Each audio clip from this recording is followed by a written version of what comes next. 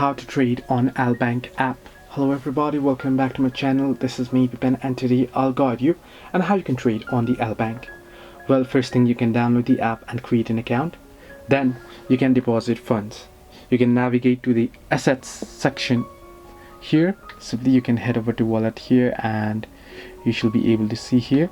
So you can see total assets is 0, so you can deposit here using the deposit option. Then simply select the fiat you wish to deposit and then cryptocurrency that you wish to deposit.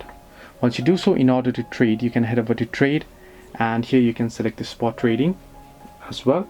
You want to select a trading pair, that is BTC, USDT and such. So if you tap on the drop down there, you'll be able to select here. You can do the futures as well, you can see. So once you select it, you can place an order. Tap on the trading pair and choose the type of order, market, limit, etc. Enter the amount you want to buy or sell and confirm the order. So if you want to buy, tap on buy. If you want to sell, tap on sell.